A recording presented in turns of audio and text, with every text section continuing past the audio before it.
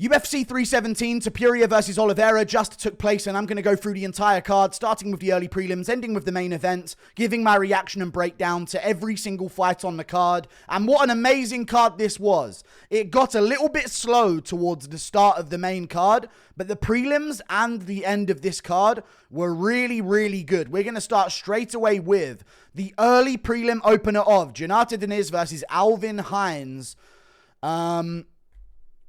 Jhonata Diniz won the fight. I watched this very quickly as a recap here. By the looks of things, Jhonata Diniz was outboxing Alvin Hines in the first 2 rounds very comfortably. And Alvin Hines didn't really have much of an answer to it. He would sometimes go to the body, but most of the time this was Jhonata Diniz just peppering up the face of Alvin Hines. Had him in some moments, but Alvin Hines was wearing a lot of damage on his face in the first 2 rounds. And then in the 3rd round, Alvin Hines actually had a little bit of a resurgence where he built into the fight and finally started getting his own way, and his toughness was rewarded with success in the 3rd round of the fight. So for 2 heavyweight blobs, this was a decent scrap, and Alvin Hines surpassed expectations, however still lost to Jhonata Diniz, who ended up taking him the distance. We move on up the card to another fight, Jacobe Smith versus Niko Price. Now, I said that Jacobe Smith was going to finish this fight in the 1st round. He did not finish this fight in the 1st round. He still dominated and finished Niko Price. That does need to be mentioned here. However, there were moments, seeing as it's plural, where Jacobe Smith, I could see the better opponent across from him beating him.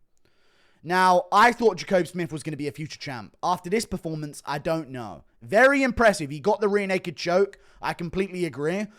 But expectations is based on, or reaction is based on expectations.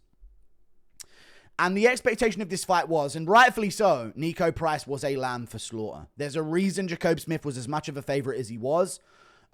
This was Niko Price being fed to Jacobe Smith in his final fight of the UFC to get Jacobe Smith a nice easy KO in the 1st round, because Robbie Lawler in his 40s could do it to Niko Price. So years later, Jacobe Smith should be able to too. But although Jacobe Smith looked good and he immediately gets the takedown and starts working on Niko Price on the ground, landing some ground and pound shots and getting really good positional advantages over Niko Price, there were moments on the feet in this fight where I was thinking, you're that tired? You're that labored and sloppy on the feet here? This is worrying. Like, if someone gives more resistance early to Jacobe Smith, who has all of the credentials and really touted prospect, and if you watch his regional fights, he has looked really, really good. His fight on the Contender Series, he looks great. Won his first fight in the UFC with an easy KO over Preston Parsons. He still looked good. I want to make sure I give him that credit. He still won. But there were moments at the start of the 2nd round before he got the rear naked choke, which was like a crazy rear naked choke that he pulled off. I don't even think he had hooks in. He just kind of found the rear naked choke. He found the rear naked choke in the transition to the back. So they were scrambling all over the place. He scrambled around to the backside and got the rear naked choke locked in, and then started working on position afterwards. So it was a really nasty submission. But there were moments at the start of the 2nd round, at the end of the 1st, when I was thinking, I don't like the way you're throwing stuff right now. I don't like the way that you're so labored and your arms look so gassed out after just a few minutes of grappling, which I know is normal unless you're Merab. But yeah, maybe I need to get used to that. Like, if people are going to grapple heavily, they are going to get tired. It happens to every single fighter in UFC history other than Merab. But yeah, Jacobe Smith had moments here where I was like, ooh, if that isn't Niko Price, you're getting put away there. Like, you're going to get taken advantage of on the feet if you're left on the feet after trying to enforce your own way, and it's someone who's better than Niko Price. Like, if that was Jacobe Smith versus Randy Brown, we're looking at a 2nd round TKO flatline KO win for Randy Brown. Like, so I think that Jacobe Smith needs to take a little step back. Not saying that Niko Price wasn't a step back anyway, like, it's not a giant jump up, but no tough ones yet. Another one, and then we'll see if we've bought enough time to where he can eventually take on some decently good contenders, because we just saw this, you know? Orban Elliott was 3-0, just lost to a new guy coming in, so he needs to take some time, Jacobe Smith. He's not as ready as I thought he would be for the top dogs. However, he did still win and won dominantly and got a rear naked choke. There were just definitely some moments. You guys, if you watched, you know what I'm talking about. Ended the first round, started the second. On the feet. Looking like that. Worrying in moments. We move on. Terrance McKinney versus Viacheslav Borshchev. Domination from Terrance McKinney. I called this one perfectly as well. I got every pick right so far, but this one I got right on how it was going to happen. I said Terrance McKinney's going to shoot immediately on a double leg and get Viacheslav Borshchev to the ground and immediately submit him. This was a no-brainer to me. And it's really because Viacheslav Borshchev, you know this is his weakness. You can go to a draw with Nazim Sadikov, scrapping it out on the feet. He can knock out other guys and score really crazy, like, fight of the night performances on the feet with others. But if you look at him on the ground, he just can't pick it up. They're too far ahead of him on the ground. He's stuck in his ways as a kickboxer, which means he's easy to take down in the first place. And he got choked out easily by Terrance McKinney. Terrance McKinney went straight to the... What choke did he have? Was it an anaconda choke or a dash choke? It was one of those two chokes that he had. I can't remember what side the choking side was on or what side the choking arm was on. But he eventually transitioned that into a guillotine. So I can probably figure that out based on... Yeah, I think he had a dash. Did he have a dash choke? One of the two. One of the two chokes he had. I can't remember which one it was. But he switched it to a guillotine. And actually, maybe he didn't do that. Maybe he didn't immediately do that. He kind of transitioned into full mount first, right? And he was on top. And Borshchev was doing a good job to recover. And it looked like that dash or anaconda, I can't remember what side it was on, but it looked like that choke was actually going to finish him. But Borshchev wasn't tapping to it. So Terrance McKinney had to adjust to a better grip and get the guillotine in top position over Viacheslav Borshchev, making him tap. Really good leverage. And this was just always going to be a thing because, again, as I mentioned, Viacheslav Borshchev, a part of his game that's so weak is his grappling. But with Terrance McKinney, a part of his game that's so strong in his grappling. Which is why when you see him in these fights, getting into firefights with people on the feet and they're knocking him out sensationally, and it's like, oh, there goes Terrance McKinney again, getting knocked out in the first round. I'm thinking... Dude, if he would have grappled early here, this could have been a little bit of a different fight. You know, he did it to Yam a long time ago, who's very, very good at grappling. He's got good transitions on the ground for Yam and good takedown defense. And McKinney took him down and subbed him immediately into their fight. He has that ability, but sometimes he loses track of that. Or I guess he just sees in other matchups that he's not going to be able to do it as easy as this one. Because Borshchev, that is his weakness. So maybe that's just a game plan they figured out specifically for Borshchev. But yeah, this was an easy read. I knew it in the build-up. If McKinney was in any way smart, game plan-wise, take down Borshchev and sub him. That's a free one. So, really good win from Terrance McKinney. Expected win again. Bit of a layup matchup. But he's back on track. So, let's see if he can put a win streak together in the UFC. We move on. Tracy Cortez versus Viviane Araujo. I took Tracy Cortez by 29-28 decision. She actually ended up surprising me at 30-27. This wasn't a good fight in general, but she did dominate every round of the fight, taking down Viviane Araujo and earning top position. Even if she didn't get takedowns every round, I don't think she took her down every time to get top position. There were moments where Viviane Araujo was like trying to get the back of Cortez, and Cortez ended up like shifting her off and getting to a better angle and ended up on top position. And once she had that position, I mean, it was just... Viviane Araujo had nothing from there. Round 1, she won it. Round 2, she won it. Round 3, she won it. Top position. Was basically the whole fight. She had some time on bottom, but she worked her way back up. I can't remember what submission attempt that she had. Maybe it was an arm triangle or something like that. Or I can't even remember what she had as a submission attempt, but... You know, she took down Viviane Araujo or ended up on top in the scrambles and outstruck her on the feet as well, and then did some ground and pound here and there at the end of the round to stay busy. Good job, Tracy Cortez. Bit of a lackluster fight on the card compared to the others, but it was good. You know, she won, so good for her. And I was right, and that's all I care about. Anyway, Jose Delgado versus Hyder Amil. Speaking of me being right. I picked Hyder Amil. Jose Delgado has the easiest fight of his entire career.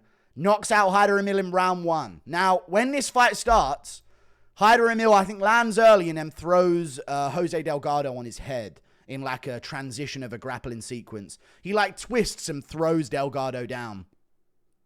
And it was a crazy, wild start. Delgado started this like crazy. immediately getting going. And Hyder Amil kind of won a toss off. I don't want to say toss off, but it was like a 50-50 position in the clinch. And Delgado went to throw him, and Amil went to throw him. And Amil ended up overpowering him. They didn't actually give him a takedown, I guess, because Delgado popped right back up. And then once Delgado popped right back up, Hyder Amil's like, all right, let's calm down and get into the slept by a knee up the middle by Jose Delgado. I honestly think that was the thought process from Hyder Amil. He's like, whoa, this guy's crazy. Fucking get off me, you cunt. Threw him to the ground. And then they separate, and Hyder Amil must be thinking, yeah, calm the fuck down, man. Anyway, let's get to this fight. Knee up the middle from Jose Delgado. He's not calming down after 30 seconds. He's still spazzing out. And he lunges in with a huge knee. Lands it straight on Hyder Amil's chin.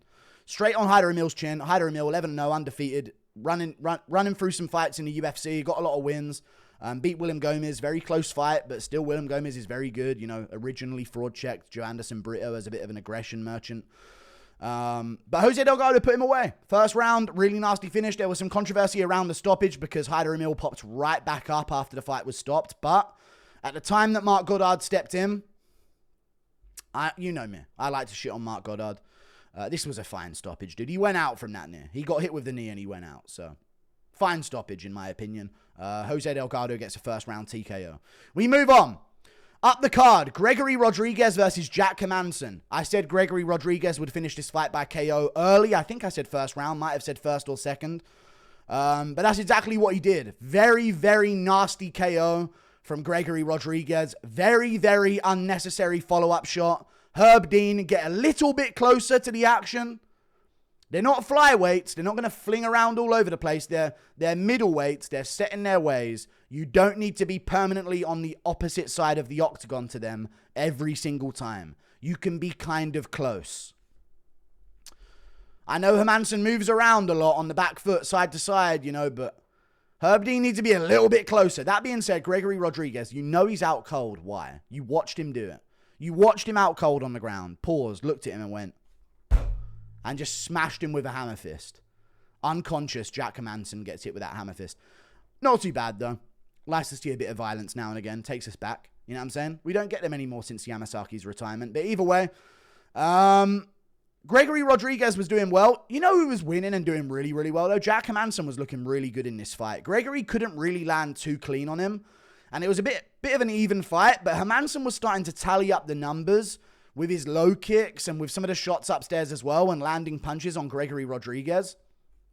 And you were thinking, hold on, Hermansson's building momentum here. Like, if this keeps going, Hermansson might, you know, be able to win this fight, you know, after some time off and being counted out against a big power puncher in Gregory Rodriugues. But then Gregory steps through with his combination. And this was in the moment in the fight where I could see it coming. I even said this on my live stream. I said I sense a finish any second now. I said that like 20 seconds before the actual KO happened. It was the sequences, man. The way Rodriugues was throwing and whiffing in certain moments was like, dude, he's finding that chin. He's going to trace down that chin of Jack Hermansson. And Hermansson was getting a little bit twitchy. You know, he'd just been hit with a couple shots. A couple of them just scuffed off his guard.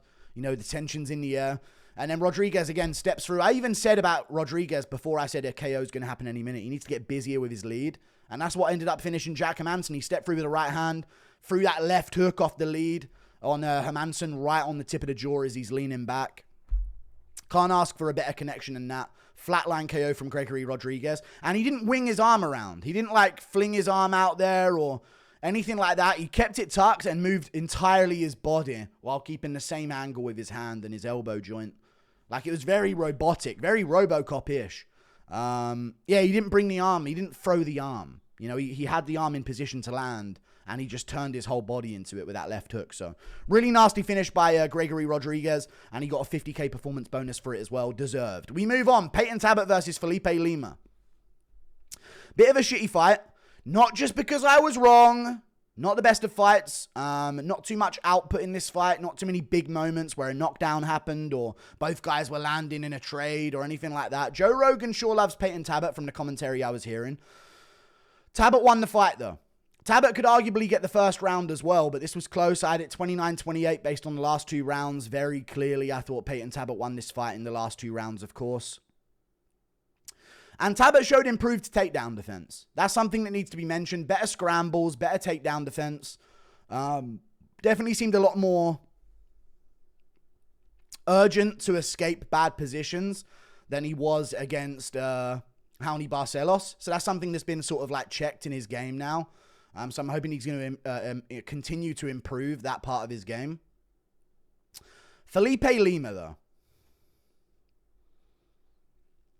Dumbest fighter in a week.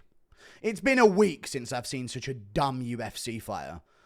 He had, in my opinion, this fight, and this might be controversial. Payton Talbott fans are going to say I'm wrong. In my opinion, Felipe Lima had what it took to beat Payton Talbott in this fight. I know I picked him. When he would let go of straight punches and wrestle simply against Payton Talbott, he was winning the exchanges. When he would get to the body lock and drag Talbott down or shoot in on a double leg and get his hands together behind the arse of Payton Talbott and scoop him up and take him down against the cage and land a 1-2 down the pipe and a hook behind it. When he did simple shit, he was winning against Payton Talbott. And Talbott was just trying to pressure him. And by pressuring him, he was like leaving himself in punching range and getting caught quite a bit in round 1 early in the round. Talbott then reversed position in round 1 and picked up some numbers on significant strikes because Lima was just doing too much in this fight, man. That's so annoying to me when someone's doing too much. He's rolling for leg locks in round 1. You're not gonna get a leg lock. This isn't 2002. They know what that is now, okay? Back in the day, and if you were like an absolute elite jiu-jitsu wizard, you could pull that off on someone because, oh, what the fuck are you doing on my legs? My leg. And they would tap. They know the position now. It's so hard to get that in MMA. And not only is it hard to get, say it's a 50-50 chance you'll get it or you won't. If you don't, you're on bottom position in an MMA fight in round 1. Stop going to bottom position in MMA. It's never worth it. It never works out. If you're going to be forced there, choose it on your terms. I spoke about that before. Do not choose bottom position when you could be standing or could try and wrestle dominantly offensively. And that's what this fight was. It was Payton Talbott capitalizing on simple takedown defense with a sprawl, with an underhook, with a throw now and then as well. And it was him doing it against a guy in Felipe Lima that was rolling for leg locks on the ground, picking up a single leg and trying to trip out the rear leg and throw him off at an angle and whip him down like he was Peter Yan or Mateusz Gamrot. You're not Gamrot. And then at the end of the round, Lima would shoot a regular double leg and just pick up Talbott and get it. And then after that, he would go to the back and then Talbott would very clearly defend the back take. But no, Felipe Lima's going 2 hooks in all the way over the top. Oh, falling off the top. Talbott wins the round because he's on top at the end of the round. Talbott pressuring in the third. Oh no, my fucking 20th spinning back fist hasn't worked. Throw a jab. Throw a low kick. Throw a body shot. Throw a right hand. Get respect. You're spinning around like a fucking ballerina on the back foot. Spinning back fist, spinning back fist. He threw like 5 of them in round 3. And I'm like, dude, it's not working. And even if it would land, you ain't putting no steam in it. Then he throws a head kick in the third, slips on his ass, shoots in badly, and ends up on bottom position again. It was a very... Shout out to Payton Talbott. Back on track. Good win. But this was a thing with Lima where I'm like, yeah, we can't fix this. You either got Down syndrome or you don't. And if you do, then you ain't going to be a top-level UFC fighter. So we can't fix what's wrong with Lima. He's got talent, and he showed that at featherweight against Mohamed Naimov and some other really good fighters. But yeah, he was just doing way too much bullshit in this fight. And just Talbott's composure, experience already being fraud-checked, led him to fraud-checking Felipe Lima, I guess. We move on. Beneil Dariush versus Jhonata Moicano. I went with Jhonata Moicano. I was wrong. I was very wrong. Can you blame me? Now, maybe you could say, look, dude, Dariush is always a bit of a better scrambler. I didn't think Dariush would have this offensive wrestling game that he showed in round 2. My shock was in this fight. And I'm a big money Moicano fan, and I had to hold myself back from raging in moments. outside of that one right hand at the end of round one that won Money Moicano the round and dropped Beneil Dariush really badly, he kind of fumbled a finish. He should have gone for more ground and pound, but Dariush did a good job of closing the distance and getting to his hips on the ground and making sure that they sort of got tangled up in a wrestling exchange rather than Dariush giving space and letting Moicano get off shots to potentially TKO him. So Moicano won the first round. For the first 4.5 minutes of round one, he just watched Dariush body kick, head kick, and inside low kick him off the rear side. And I was watching live, and I was saying the whole time, Dariush, another body kick, here it comes. Bang. He's going to go to the inside leg. There it is. He's going to go body kick. You can bring it high, because you can see what Dariush is going to do a second before he does it. He's that slow. Moicano kept watching. Landed the right hand at the end of the first round. That's all he did in round one, other than a couple of shots that might have landed here and there. So Dariush was up the whole round. And then he got dropped really badly. Cool, give the round to Moicano. Round two, Moicano very good defensively in the wrestling early in the round. And he's showing some really good scrambles. And at moments he ends up on top. At the end of round two, he loses dominant position and ends up on bottom, I think, in a scramble, like a 50-50 exchange. And Dariush ends up on top for the rest of the round. Fair enough. Gets held down that round. Dariush did a really good job holding him down. Round three, he just straight up didn't do anything, and he had Dariush on the feet for 5 minutes. He didn't get dominated on the ground that round. He stuffed the takedowns well. He got back up. I don't know what it is with Moicano, but I'm expecting an injury report. And if he doesn't give one, and he says he was completely fine and healthy for that fight, I don't know what else to say. That was really bad. And then at the end of round three, you know how much I would have raged if it weren't Money Moic. At the end of round three, I'm cheering him on like, come on, Money Moic, put that pressure on him, put that big shot on him, dude. Put that heater on him, dude. Land it. We need that big shot that's going to drop him or finish him so we can win this fight, because we're losing. We're losing very clearly. And I know losers. And we're losing very clearly. Second round, no doubt. Third round, no fucking doubt. He has actually done nothing to Dariush in round three. Dariush is still throwing the same body kicks, inside low kicks, head kicks, shooting in his takedowns. Cool. End of round three, Moicano shoots a takedown. Has his hands up after the fight like he's got it. It was a bad look. I thought this was a really bad look for Moicano. This might be the worst performance of his career. And I know Dariush is good. I know he's good in the scrambles, but on the feet, I thought there was more to Moicano's game than a right hand in a 10-second sequence in round one. And no joke, nothing else that he threw. I'm expecting that his fucking both of his shoulders were torn going into this fight. It was just, he didn't throw anything with any conviction. All fight long. Any moment he had on the feet. So, Dariush ends up winning. And I end up very disappointed in my boy. But, hey, we'll bounce back, dude. We'll get some easy money against lower contenders. We move on. Joshua Van versus Brandon Royval. I went with Joshua Van. I was so nearly wrong, though. That does need to be mentioned. I went with Joshua Van, and I said that he would win this fight in the second and third round and pick it up as it went on. When Joshua... And by the way, amazing fight. Fight of the year. One of the greatest fights I've ever seen. One of the greatest fights in UFC flyweight history. Absolutely insane. 15 minutes, 216 significant strikes from Brandon Royval, 215. And 204 from Joshua Van. Now, legendary fight.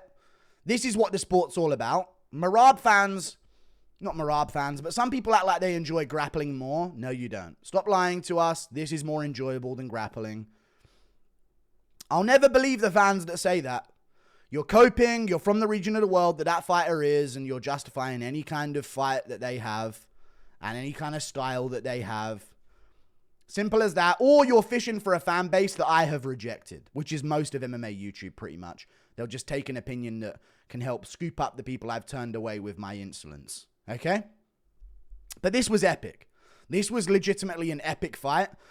And when Joshua Van started doing good in round one, which I didn't expect, I thought this was going to be a tough round one, but he's going to pick it up in the second and third. When he started doing good in round one, I thought, oh my God, Royval might never get started. He's landing shots. Royval's landing shots. He's tapping with low kicks and staying busy to the body with kicks as well and getting his jab and two going down the pipe. But Joshua Van cracks him in round 1 and puts him down, on top of a few other times where he was just landing consistently the better shots and more clean shots in the first round as well. He had a lot more efficiency, 65% in the first, 69% in the second, 65% in the third, whereas Brandon Royval had 36% accuracy in the first, 50% in the second, 48% in the third. That was the story. Royval was trying to go volume. Van was waiting for the right shots, the ones that are going to get the oohs and ahs out of the crowd. And to be fair, I gave round 2 to Brandon Royval. And I'll go one further. I thought round 3 was Brandon Royval's round until the last 30 seconds where he got dropped by Joshua Van, which might have actually been the last 10 seconds now I'm thinking about it as well. Which makes it all the more sad for Brandon Royval, who put on such a hell of a fight. Both guys were swinging back and forth.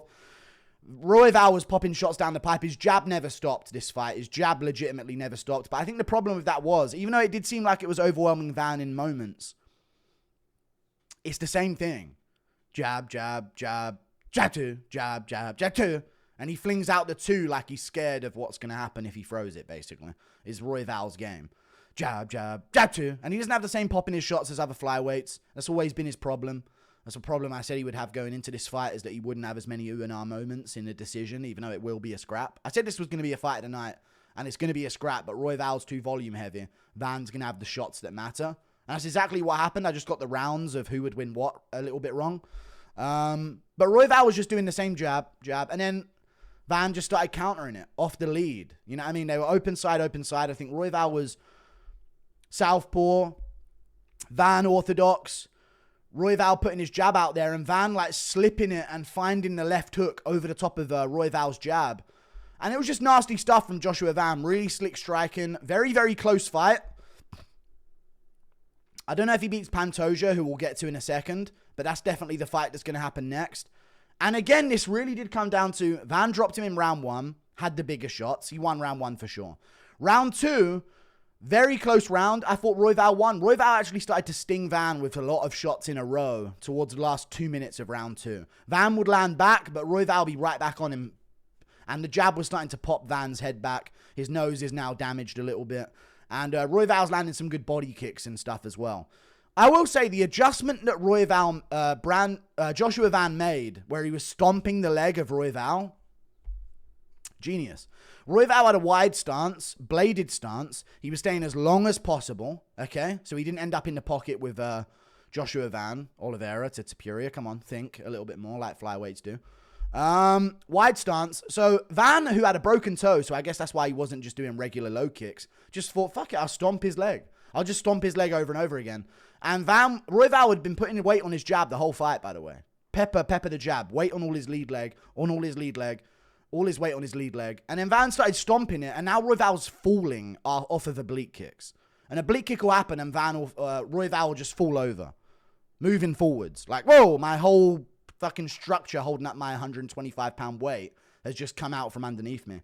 That was a massive adjustment for Joshua Van in round 3, and actually might have made it a little bit more competitive before the knockdown. Like, maybe Van could have won before the knockdown, but it would have been close. Would have been a split decision without that knockdown in the third, in my opinion.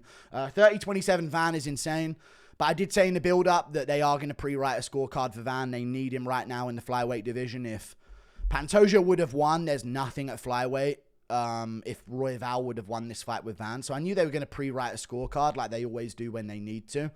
So I kind of guessed that they would do that. But 30-27 is fucking insane for Joshua Van. He clearly lost the second round, in my opinion. But that's that. Joshua Van for a title shot. They showed Moreno in the crowd. No one cares about that fight again. Let Moreno fight someone else. And then they showed Joshua Van in the crowd. Oh, that was after the Pantoja fight. Oh, wait. But Van called out Pantoja basically for the title shot, and I think that's definitely what's going to be next. We move on to the co-main event. Alejandro Pantoja versus Kai Kara France. There's a lot going into this one, and a lot of it includes some of the walkout as well. So Pantoja walks out to many men. Crazy walkout for Pantoja. Cool walkout for Pantoja. Kai Kara France. I knew he had lost. I knew he had lost from the walkout. The Maori stuff in the build-up, cool. Do your thing. You're this much percent that. Ignore 70, 80% of your DNA and completely base your identity off of the 10%. It's a regular thing when this is a very common thing, okay? It's cool, right? It's cool to be niche and different. I get it. But he can do that. Fine by that. Little weird. I've always found it a bit weird, but it's all good. That's his culture. Do his thing. His face on the walkout was the most forced, angry face that I've ever seen. And it just showed me he was thinking too much. It was the Patchy Mix situation. I said this when I was breaking down the Patchy Mix fight about how he was forcing his face to go. That means you're feeling the pressure here. And you're intentionally trying to get yourself angry and locked in. Because you're not. Pantoja walked out. Many men. Glasses on. Wish death upon me. Blood in my eyes. And he's just like hyped up. Calm. There. Present in the moment. Not focusing on putting on a face. He's done this before. Kai Kara-France walked out like this. I swear to God, that's what Kai Kara-France walked out to. Spent the whole time in the cage before the fight doing. I'm really angry. I'm going to knock him out, guys. Promise. Oh, he's done it this time. You've upset the wrong guy, friend. You know what I mean? That's what he was doing. The fight starts. Pantoja immediately gets his thing. And this is the thing with Pantoja. Sometimes you expect him, because he's done this before, to like be patient on the feet and try and work the outside a little bit and play that game. And in moments in this fight he did, but he ain't wasting no time getting to whatever position he wants in round one. Simple as that in a Pantoja fight. Sometimes he might look for an immediate KO. Sometimes he's looking for the back take immediately.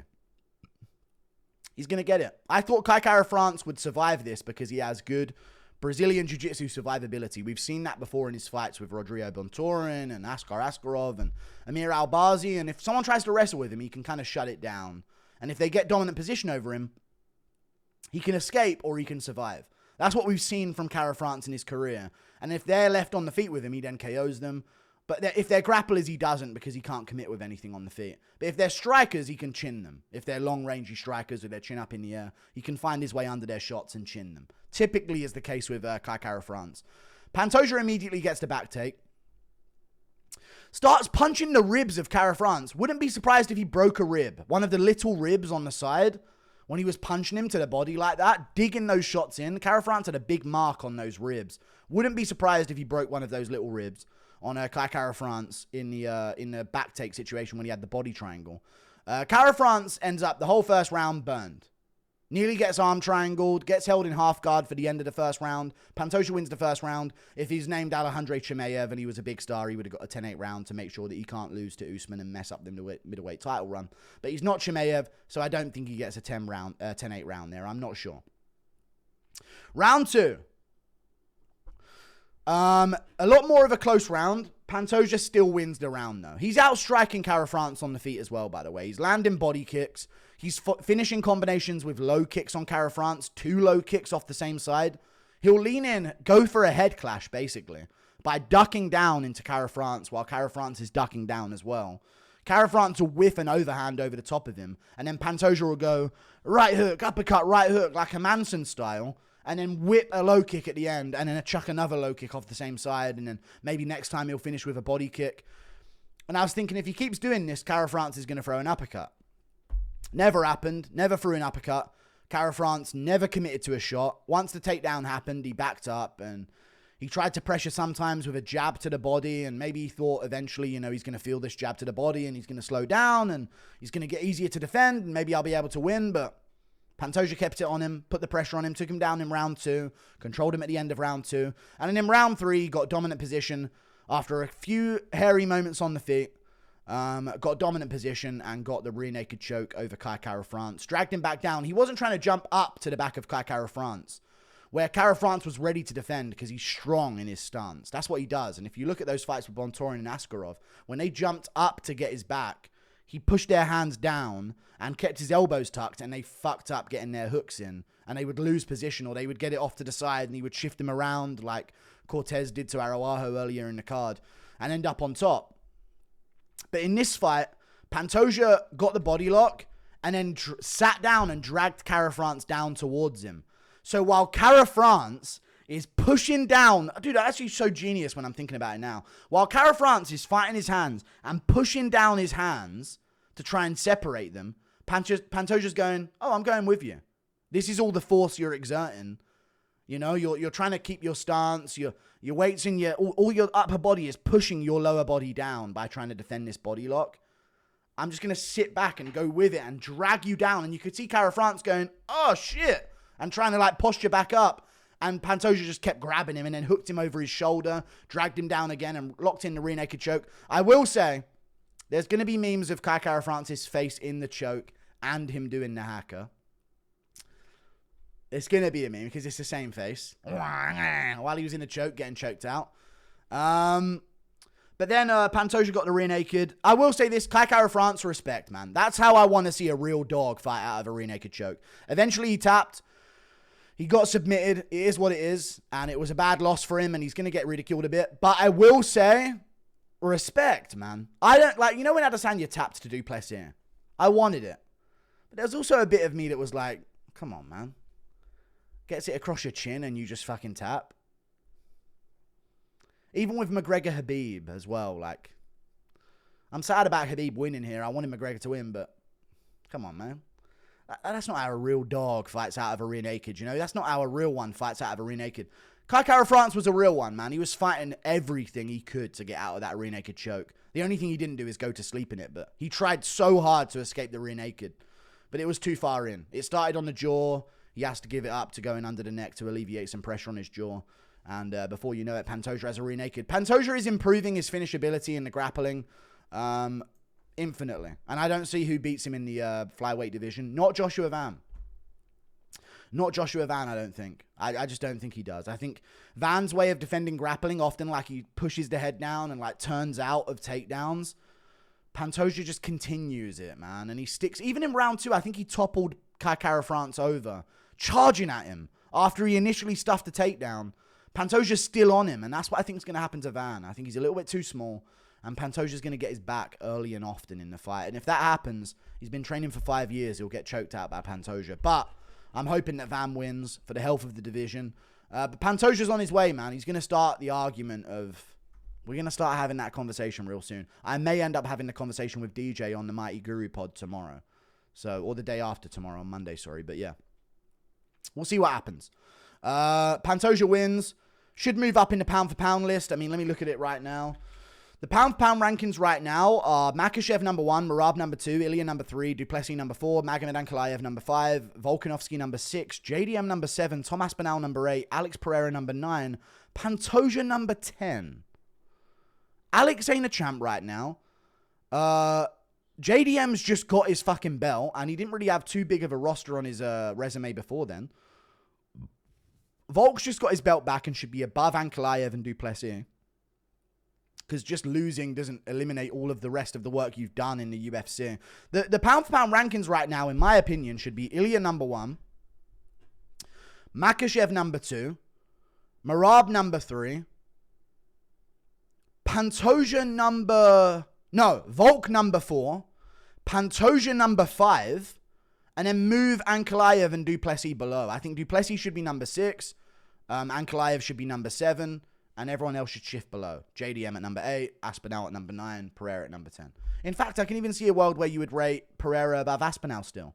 Just having a belt doesn't make you above people on the pound-for-pound list. And if it does, it should do for Pantoja as well. That seems to be the one guy where that rule does not apply. Where you can have guys like fucking Ankalaev above Volkanovski pound for pound because he hasn't lost a championship fight recently. And then you can have JDM and Tom Aspinall above Alex Pereira. Even though Pereira's accomplished way more than them and is a higher pound for pound fighter, they happen to have a belt and he doesn't. Well, why doesn't that apply for Pantoja, who's got so many defenses in one of the trickiest divisions? He's dominating a good division. It's insane to me. But heavyweight, get more respect. Heavyweight's the shittest division in the UFC. Sorry. We move on. Oh, no, wait. Van gets into the cage. Joshua Van is now in the cage with Pantoja at the end of it, and they're getting each other's face. Talking a bit of shit. Joshua Van said, this guy's the flyweight world champ, but he ain't fought Joshua Van yet. That was his one line that he gave, and then Pantoja said, this guy is very humble, respectful. He can get the shot. You know? Like, well done. You were respectful. If you were acting a clown in here, I would have said no. You know what I mean? So Pantoja had aura, dude. He's staring down Van face to face with no marks on his face. Van's just been through a 3-round war with Royval. And Pantoja's just defended his title against Kai Kara France. And he has no marks on his face staring down Joshua Van. So I'm amped up for that fight. And I think Pantoja deserves more respect. We move on. Ilia Topuria versus Charles Oliveira. Already done a reaction to this. A full breakdown of this. Ilia Topuria, man. I called it. I called it exactly. I said first few minutes of the first round, he finishes him, flatlines him out cold. There were other moments where I was saying, maybe he hurts him in the first and gets it in the second. But my official prediction was first round, nightmarish KO for Ilia Topuria. Oliveira is going to wade in with a high and tight guard. Ilia's going to work his body, and then he's going to mix up a combination and end it to the head. And flatline KO Charles Oliveira, and that's exactly what happened in this fight.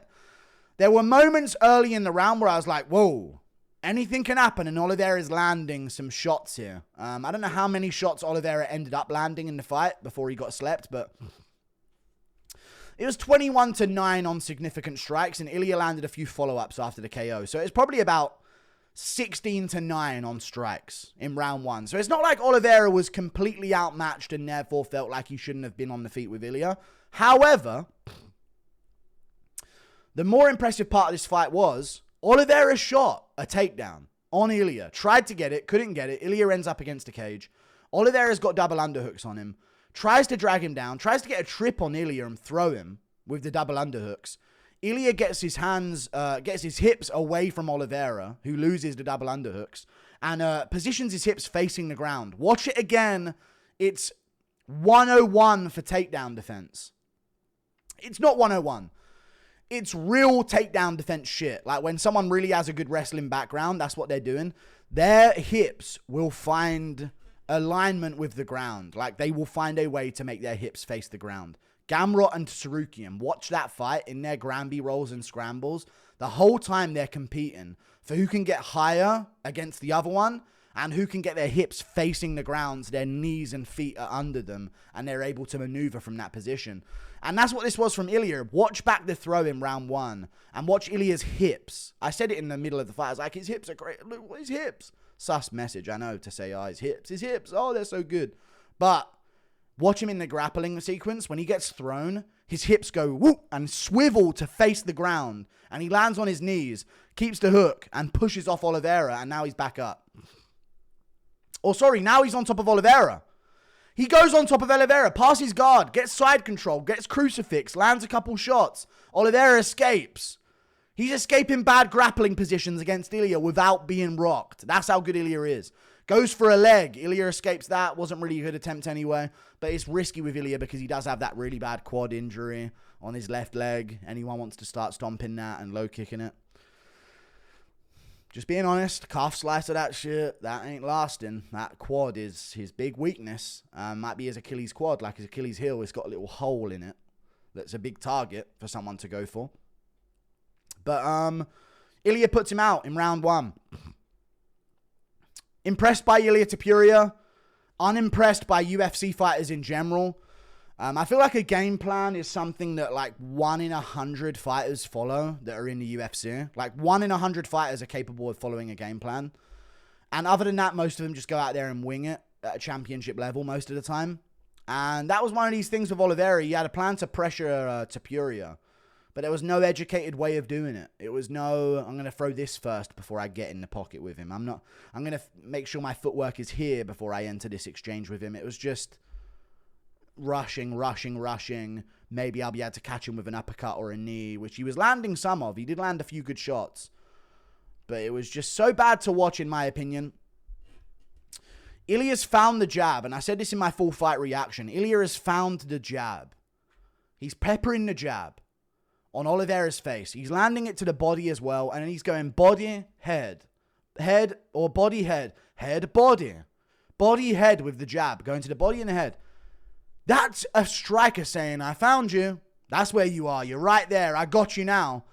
And Oliveira's response to that was, now's my time for my right hand out of nowhere. My straight right hand with no setup and no defensive left hand positioning whatsoever. Now's the time for it. Now he's completely established distance on me and found me with his jab, despite being way shorter and having a way shorter reach.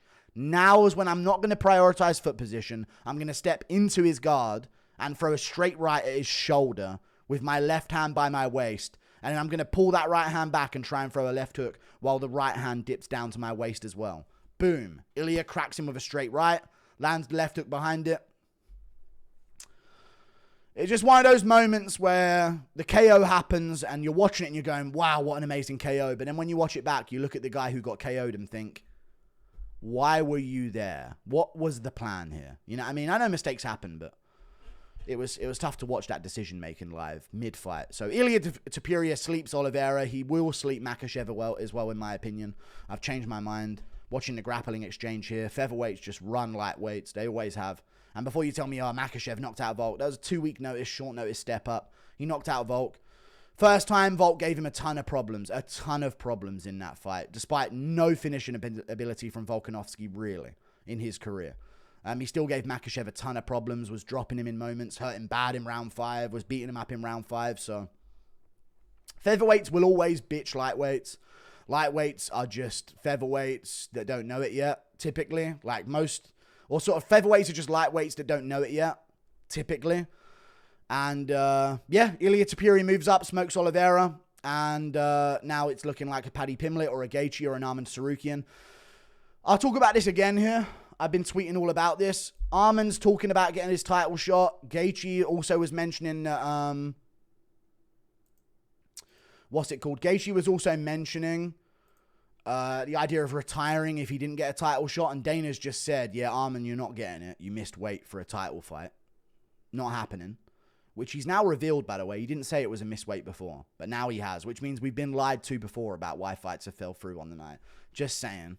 That's what that means. We've been lied to many times before about that. Because they did lie to us, and they didn't say it was a weight cut. They said he was injured, and he had to be pulled off the card, but now we find out it was just a weight cut. Interesting. There were rumors of it anyway. Even this, Arman Tsarukyan says he's willing to weigh in as a backup for Poirier Holloway next month. Dude, fight! No one gives a fuck about who you're going to be the backup for. I've just seen that as well here. What are you doing? Fight someone. That's what the UFC told you to do. Gaethje's talking about retirement. Dana White just sat up at the press conference and went, then retire then. Oh, if you guys start talking about retirement, you probably should retire. Dana just hit him with that. These guys are hearing this and going, nah, they'll come around. They're not going to come around. Here's what's going to happen. 3 phone calls will be made this week. They'll call Paddy, they'll call Arman, they'll call Gaethje. They'll call Paddy first. Paddy, will you take a title elimination bout against Gaethje or Arman? Paddy will say yes. They'll say, Paddy, we're not giving you a title shot. Are you interested in a title elimination bout against Gaethje or Arman? Paddy, even though he's not liked, will say yes to that. He's already expressed the idea of fighting either of them in the build-up to this fight week as well. I think he was just shocked that they let him in the cage as much as Dana White was, who said that he shouldn't have been in the cage. So even Dana White wasn't planning on making Paddy Pimblett Ilia Topuria after this. He thinks Paddy needs one more, which he does. So they're going to call Paddy. He's going to say yes to a title elimination bout. One of Gaethje or Arman, if they say yes, they'll book them versus Paddy Pimblett for a title elimination bout. If they both say yes, Gaethje and Arman, they should book Gaethje and Arman against each other for a title shot. If they both say no, they're just going to give Pimblett a title shot. Gaethje, Arman, lock in. Don't let number 7 in the world get a title shot. We need legitimate legacy for Ilia Topuria here. I don't want no situation where if he beats Pimblett all of a sudden, yeah, but who did Pimblett really beat? That doesn't really mean anything. If you've just done Volk, Holloway, and Oliveira back to back to back, last thing we need is the 4th fight in that streak being someone where people can say, but he ain't really beat no one, though. How big is a Paddy win, really? We've got to keep the standard of comp for Oliveira, for Ilia Topuria here. That's your job now, Dana. And it's also your job, Arman and Gaethje, to fucking fight someone. You fucking bitches. I swear to God, you're both pussies. January, you pulled out with a weight cut situation. You can make weight for this. So guess what? You can fucking fight around now. If you're ready to step in to fight Ilia Topuria on short notice, on a day's notice if they ask you of it, and you're ready to make weight as well, you can fight as well. You're clearly healthy. You've done nothing since then. Nothing since January but sit and cry about a title shot. Gaethje's done the same thing since his win against Fiziev, who stepped in on short notice after he got slept by Holloway. I'm going to retire. I'm going to retire if they don't give him my title shot. Go have fun being retired. Paddy will get one of you, unless both of you say yes to fighting each other.